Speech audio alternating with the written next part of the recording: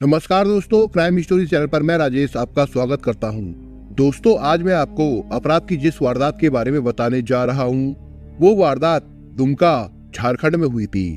तो चलिए दोस्तों, जानते हैं इस वारदात के बारे में। झारखंड के दुमका में सोमवार 22 अगस्त 2022 की सुबह अंकिता की आंखें सूर्य उदय के बाद तब खुली थी जब बंद खिड़की की टूटी किवाड़ से सूर्य की किरणें सीधे उसके चेहरे पर पड़ने लगी थी। बिस्तर छोड़ते ही उसकी नजर खिड़की की टूटी किवाड़ पर गई, जिसे उसने रात को सोने से पहले सहारा देकर लगा दिया था। कुछ सोचकर खिड़की के पास जाकर उसे देखते हुए बुदबुदाने लगी, इसे आज ही बनवाने के लिए पापा से बोलना होगा। लेकिन पापा टूटने का कारण पूछेंगे, तब वो उनसे क्या बोलेगी? और फिर वो उसके टूटने के कारण को याद करके सिहर गई। दरअसल घर के पिछवाड़े की ओर आने जाने की आम रास्ते की गली में खुलने वाली खिड़की की किवाड़ टूटी नहीं बल्कि तोड़ी गई थी। उसे एक दिन पहले ही मोहल्ले के शाहरुख नाम के युवक ने तोड़ डाला था। शाहरुख और अंकिता के स्वभाव का कोई मेल नहीं था। वो झारखंड के मिश्रित समुदाय के आबादी वाले एक चर्चित शहर दुमका के जरुआडीही मोहल्ले में रहती थी। वहाँ हिंदू और मुसलमानों की मिली जुली आबादी है। उसके पिता संजीव सिंह एक बिस्कुट कंपनी में सेल्समैन थे। माँ की 1 साल पहले मौत हो गई थी। घर में पिता, दादा और 12 साल के छोटे भाई है और बड़ी बहन की शादी हो चुकी है। अंकिता सुंदर और अपने पारिवारिक संस्कारों में बंधी एक आज्ञाकारी लड़की थी। वो घर से बाहर ट्यूशन पढ़ने या किसी जरूरी काम के लिए ही निकलती थी। बाकी समय में घर में दादा दादी और भाई के साथ समय बिताती थी। वो अपने कैरियर को लेकर भी चिंतित रहती थी। उसकी तमन्ना आईपीएस बनने की थी। शाहरुख उसी मोहल्ले में रहता था। उसकी छवि एकदम से फिल्मी और मटर गश्ती करने वाले नव युवक जैसी थी। वो दोस्तों के साथ ही सड़कों गलियों में आती जाती लड़कियों पर पप्तियां भी कसता रहता था। वो लड़कियों के मोबाइल नंबर लेने की कोशिश में रहता था। सोशल साइट पर दोस्ती करने और फोटो वीडियो आदि शेयर किया करता था। तरह तरह के मजाकिया मीम्स बनाने में माहिर था। उसने अंकिता का मोबाइल नंबर हासिल कर लिया था। किसी भी लड़की को अकेली देखकर वो उसे रोक लेता था और उससे बातें करने की कोशिश करना उसकी बुरी आदतों में से एक था। कुछ महीने पहले उसने एक बार ट्यूशन पढ़ने जा रही अंकिता को भी रास्ते में रोक लिया था। रोकते ही बोला, तुम्हें अपनी सुंदरता पर बहुत घमंड है क्या? मैं क्या कम हैंडसम हूँ? अंकिता जवाब में कुछ नहीं बोली, लेकिन पीछे से स्कूटी पर आ रही सहेली ने उसे अपने साथ बैठा लिया था। उसके जाते ही पीछे से शाहरुख चिल्लाया, देख लेना, तुम्हारा घमंड मैं एक दिन तोड़ दूंगा। प्यार करता हूँ तुमसे, कोई ऐरा गैरा नहीं हूँ मैं। तो उसके बारे में अपने पापा से शिकायत क्यों नहीं करती? बड़ा बदतमीज है, मोहल्ले में रहता है, इसका मतलब ये तो नहीं कि वो राह चलती लड़कियों को छेड़ेगा। स्कूटी चला रही अंकिता की सहेली ने उससे कहा। अंकिता जवाब में कुछ नहीं बोली, वो चुप रही। वो जानती थी कि शाहरुख उसके पीछे कई हफ्तों से पड़ा हुआ है। जब भी मिलता है उससे प्यार करने का दावा करता है। अंकिता किसी न किसी बहाने से उससे बचकर निकल जाती थी। उस रोज एकदम से उसका सामना हो गया था। हालांकि सहेली की बदौलत वो उस रोज भी उससे बच गई थी। उसी दिन जब अंकिता घर आई तब उसके मोबाइल पर वीडियो कॉल आया। उसने रिसीव नहीं किया, कारण कॉल अनजान था। फिर उसके व्हाट्सएप मैसेज पर वॉइस मैसेज आया, कॉल भले ही रिसीव नहीं करो लेकिन वॉइस मैसेज सुन लो। मैं तुम्हें चाहता हूँ तो चाहता हूँ, मुझे तुमसे प्यार करने से कोई नहीं रोक सकता, तुम भी नहीं।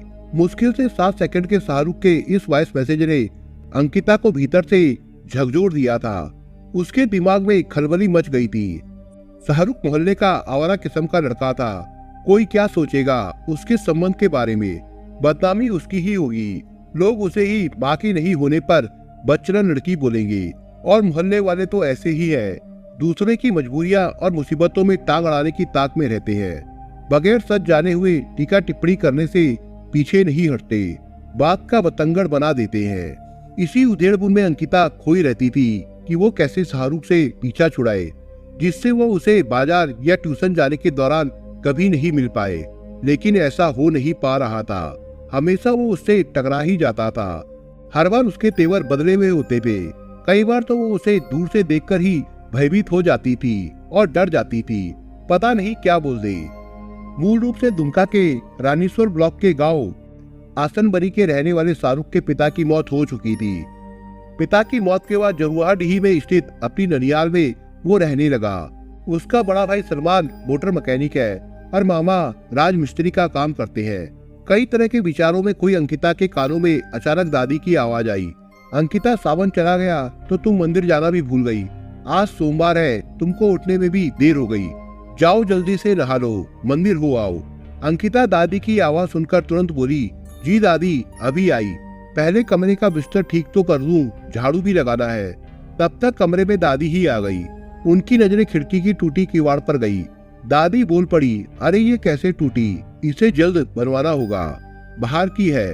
दादी की आवाज सुनकर अंकिता के पापा संजीव सिंह भी कमरे में आ गए। उनके आते ही दादी बोली, बेटा देख तो खिड़की की किवाड़ टूट गई है, पूरा पल्ला ही निकल गया है, आज ही बनवा दो। संजीव अंकिता की ओर देखते हुए पूछने वाले थे कि अचानक से वो रो पड़ी। दादी और पापा की समझ में नहीं आया कि अचानक अंकिता को क्या हो गया जो रोने लगी।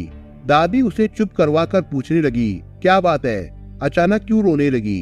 दादी पुचकारते हुए बोली, जो बात दिल में है हमें बताओ बेटा, हम लोग है ना, किसी से झगड़ा हुआ है क्या तुम्हारा। अंकिता ने दादी का दुलार पाकर आंसू पोंछते हुए शाहरुख द्वारा उसे बार बार तंग करने की बात बता दी। उसने ये भी बताया कि उसने बीती रात खिड़की का पल्ला तोड़ डाला था। वो हमसे जबरदस्ती शादी करने को कहता है, कहा नहीं मानने पर हमें जान से मारने की धमकी भी देता है। ये सुनकर संजीव गुस्से में आ गए, लेकिन दादी ने उन्हें संभाला और बोली कि वो शाहरुख के भाई सलमान को जाकर समझा दे। उन्होंने कहा कि यही ठीक रहेगा, अभी ड्यूटी जाते समय उससे मिलता जाऊंगा। पिता के आश्वासन और हमदर्दी से अंकिता का मन थोड़ा हल्का सा हो गया। उसने महसूस किया कि शायद अब शाहरुख से उसका पीछा छूट जाएगा। संयोग से उस दिन बढ़ई के नहीं आने के कारण खिड़की की मरम्मत नहीं हो पाई थी। संजीव ने शाम को घर आकर उससे बता दिया कि उन्होंने शाहरुख के भाई को हिदायत दे दी है कि वो अपने भाई को समझा दे। उस रात अंकिता को अच्छी नींद आई थी, किंतु संजीव रात को करवटें बदलते रहे। वो बेटी की शिकायत भले ही सुनकर शाहरुख के भाई को हिदायत दे आए थे, लेकिन मन अनहोनी से आशंकित था। शाहरुख का खौफ उनके मन में भी समा गया था। वो भी उसकी आवारगी और गलत संगत से परिचित थे। अंकिता को लेकर तरह तरह के विचार उनके मन में आ रहे थे। उनकी कब आंख लग गई उन्हें पता ही नहीं चला। थोड़ी देर में ही अंकिता के कमरे से आ रहे शोरगुल को सुनकर अचानक वो चौंक गए। हड़बड़ाकर उसके कमरे की तरफ दौड़े। वहां का दृश्य देखकर घबरा गए। कमरे में अंकिता जल रही थी। वो अपने कपड़ों में लगी आग को बुझाने के लिए कमरे में इधर उधर भाग रही थी।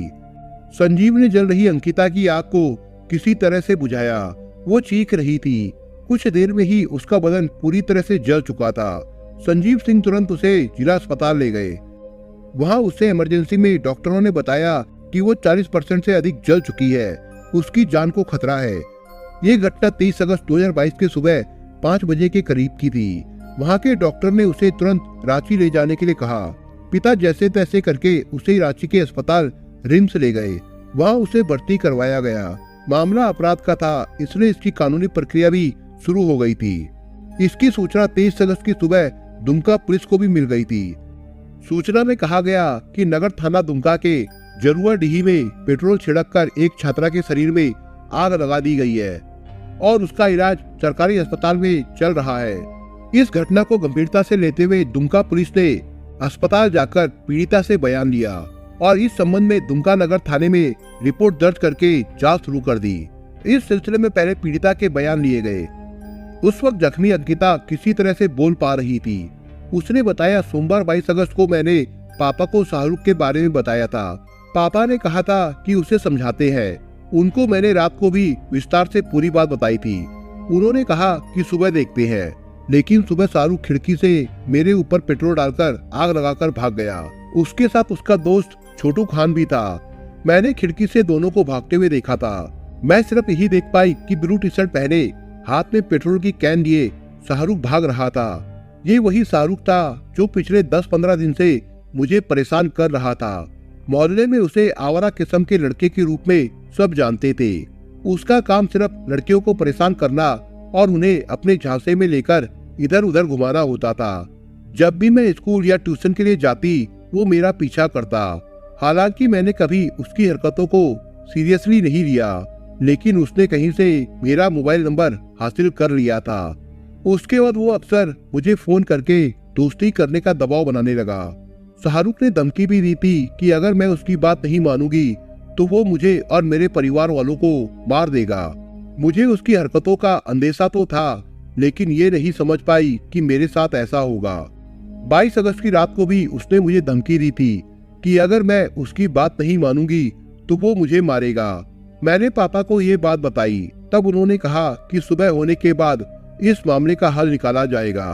अंकिता के बयान दर्ज करने के बाद पुलिस ने उसके 13 साल के भाई से पूछा तो उसने बताया 23 अगस्त की सुबह करीब 5 बजे मेरी दीदी आग की लपटों में घिरी घर में इधर उधर भाग रही थी और पापा उसके शरीर पर लगी आग को बुझाने के लिए पागलों की तरह चिल्ला रहे थे।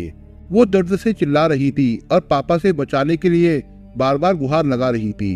मैं और मेरी दादी जो एक साथ बगल के कमरे में सोए हुए थे, हम लोग दीदी की ऐसी हालत देखकर जोर जोर से रोने लगे।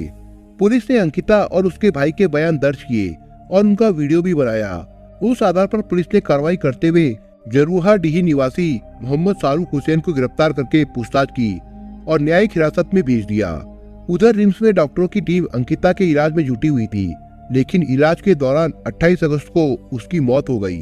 बाद में इस कांड के एक अन्य अभियुक्त छोटू खान उर्फ नईम खान को भी पुलिस ने गिरफ्तार कर लिया। पैसे से बड़ा नईम खान ने स्वीकार किया कि उसने ही अपने दोस्त शाहरुख को पेट्रोल लाकर दिया था ताकि वो अंकिता को जला सके। नईम से भी पूछताछ करने के बाद पुलिस ने कोर्ट में उसे पेश करके जेल भेज दिया था। पोस्टमार्टम रिपोर्ट में बताया गया कि अंकिता को अत्यधिक ज्वलनशील पदार्थ से जलाया गया था। यही वजह रही कि 40% जलने के बाद भी उसके अंगों ने धीरे धीरे काम करना बंद कर दिया था। अंकिता के आग से झुलसने से लेकर उसकी रांची के अस्पताल में मौत होने और शाहरुख की गिरफ्तारी को लेकर काफी हंगामा खड़ा हो गया। झारखंड सहित पूरे देश में दुमका की बेटी अंकिता की मौत पर बवाल मच गया। देश भर से लोग अंकिता की मौत से गुस्से में आ गए। सभी एक स्वर में हत्यारे के लिए फांसी की सजा की मांग करने लगे। यहाँ तक कि अंकिता ने भी अपने बयान में कहा था कि मेरे को मारने वाले को मौत की सजा मिले। मौत से ठीक पहले अंकिता का वीडियो सामने आने पर हंगामा और भी बड़ा हो गया। उसके शव को दादा अनिल सिंह ने मुखाग्नि दी। अंकिता की शव यात्रा में कई बड़े लोग शामिल हुए थे। उसके पिता संजीव सिंह ने आंसू पोंछते हुए पुलिस को कहा था 3 भाई बहनों में मंजली अंकिता पढ़ने में काफी अच्छी थी। वो दुमका के राजकीय बालिका उच्च विद्यालय में पढ़ती थी। अंकिता पिछले महीने से एक ऐसा दर्द झेल रही थी जिसे वो सबके साथ शेयर नहीं कर सकती थी। उन्होंने ये भी बताया कि जब हमने इस मामले में पुलिस का सहारा लेना चाहा, तब शाहरुख के बड़े भाई ने आकर हमसे माफी मांग ली। ये विश्वास भी दिलाया कि अब उसका भाई कभी परेशान नहीं करेगा।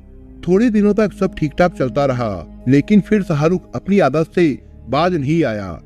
इस पूरे मामले में जहां पुलिस की भूमिका काफी संदिग्ध रही, वहीं पुलिस कस्टडी में शाहरुख ऐसे हंसता हुआ दिखा मानो उसने जो किया वो सही था।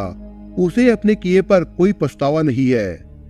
पुलिस जब आरोपी को गिरफ्तार करके ले जा रही थी, तब उसकी बॉडी लैंग्वेज से भी ऐसा लग रहा था कि उसे किसी तरह का कोई अफसोस नहीं है।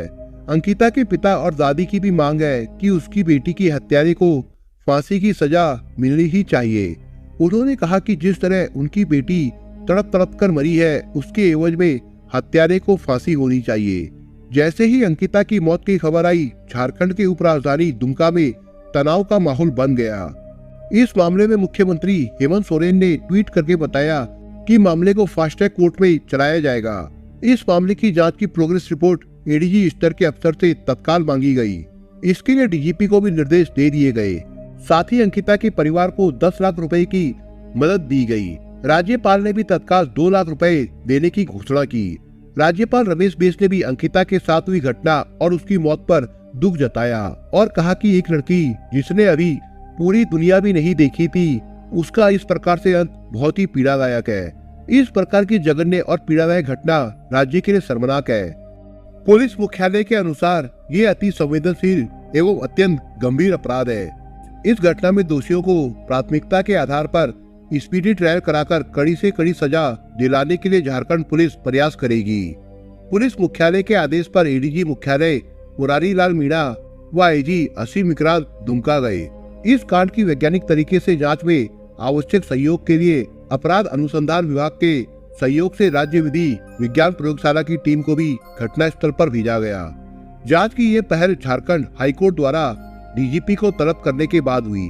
कोर्ट ने अंकिता के परिवार को सुरक्षा मुहैया कराने के भी आदेश दिए। उधर क्रूरतम तरीके से अंकिता की हत्या किए जाने पर वकीलों में भी काफी नाराजगी थी। दुमका डिस्ट्रिक्ट बार एसोसिएशन के अध्यक्ष राकेश कुमार यादव ने बताया कि एसोसिएशन की बैठक में फैसला लिया गया है कि कोई भी वकील दोनों आरोपियों शाहरुख और रहीम खान का केस नहीं लड़ेंगे और न ही उनकी कोई पैरवी करेगा, क्योंकि उनका ये जघन्य अपराध है। समाज में ऐसे अपराध दोबारा ना हो, इसलिए उन्होंने ये फैसला लिया है। दोस्तों, आप अगर चैनल पर नए हो तो आप चैनल को सब्सक्राइब करने के साथ कमेंट बॉक्स में इस कहानी के बारे में अपने विचार जरूर लिखिएगा। मिलता हूँ एक नई कहानी के साथ, तब तक के लिए अपना ख्याल रखिएगा। धन्यवाद।